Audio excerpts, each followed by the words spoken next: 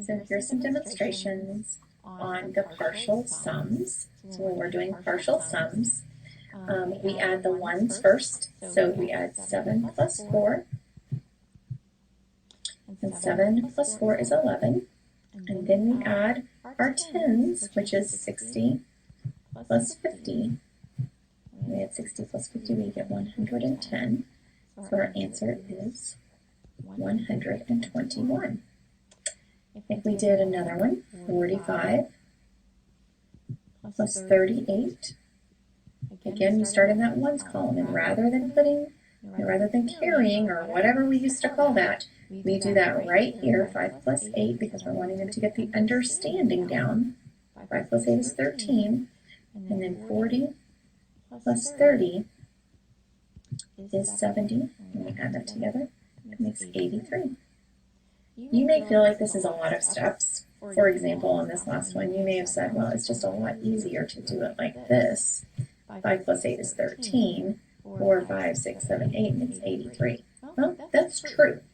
But over here, they're getting that conceptual understanding of where these numbers came from. Where did 13 come from? Where did 70 come from?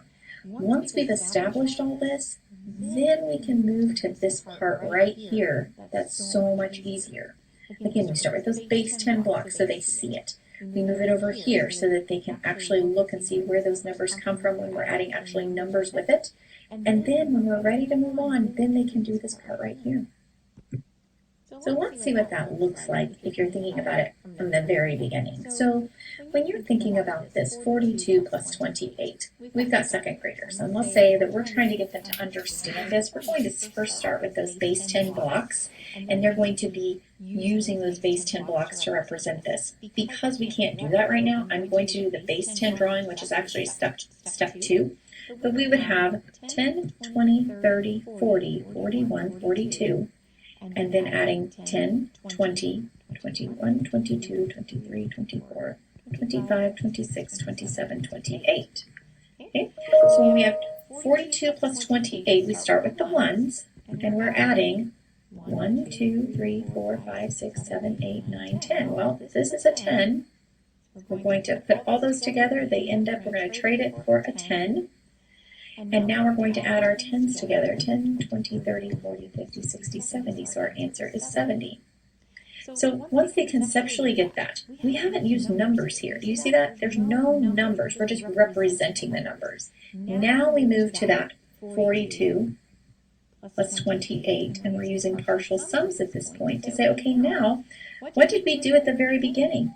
We added 2 plus 8. And when we added 2 plus 8, it equaled 10, right? All right, there's that 10. And then what did we add? We added the 40 plus the 20 together, and that equals 60. So our answer is 70. Then, when you're able to move to the next phase, 42 plus 28, then they can see 8 plus 2 is 10. So 10, I have a 1 in the tens column and a 0 in the ones column, and now I add my tens, 4, 5, 6, 7. So now you can kind of see how that whole progression goes.